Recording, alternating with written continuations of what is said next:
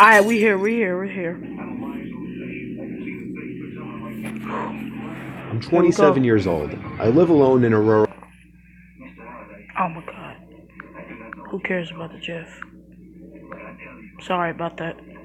rural town in Virginia, about 2 blocks away from my parents. My parents are both in their 60s, and my mom has become a very worrisome woman in her old age.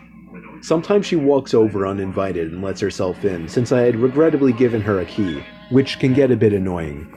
Like if I would be out really late on weekends at a bar or with women, I would sometimes come home to my mom sitting in the living room waiting, worried sick. I know you may just think, oh my god, that's crazy, why not just put your foot down and tell her to stop? Well, because you don't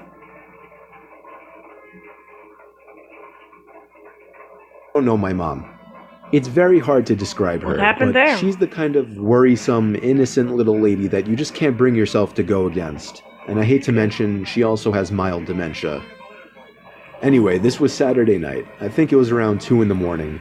I was at a I don't know nearby what that club means, with a group but of college friends, really the only place to hang out in this boring town, and I was getting ready to head home. I said goodbye to all my friends and walked the 3 blocks it took to get back to my house.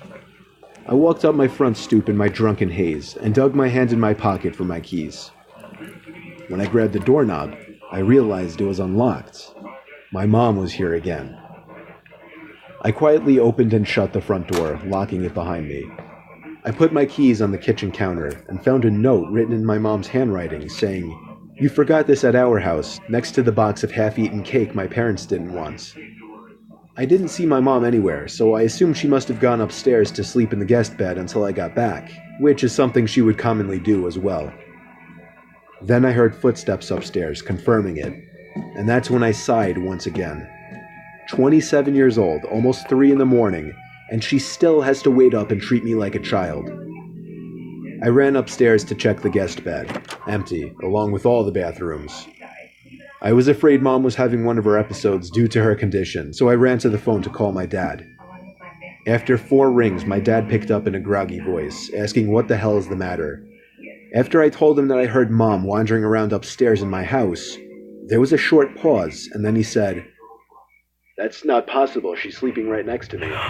you leave now. My You mouth fell open as leave I turned my head to now. face the dark Run to your upstairs, and parents' just house. That's barely what by you the do. light provided by the I'm kitchen, not I could okay. see a head peering around from the corner at the top of the stairs, looking down at me. Oh I my screamed god. into the phone as I ran out the front door and Oh. down the street to my parents' house, explaining to my father on the way. About halfway there, my dad told me, "Alright, I'm gonna call the cops," and hung up. I made it to my parents' house, where my mom was already waiting at the door, worried sick. Thank you, My mom Jesus. explained that she did come over to clean my kitchen a little bit and to bring over the cake they didn't want.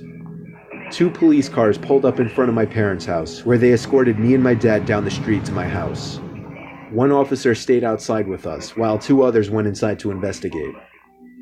It felt like 15 minutes before they came back outside and said it was clear. They 15? checked the crawl space, the attic, everything.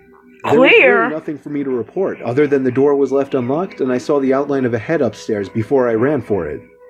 Still, I didn't feel safe sleeping in there that night, so I went back to my parents' house. Yeah, that's what I would have Me did. and my dad are certain that my mom simply forgot to lock the door when she left, as her memory has been getting worse over the past few months.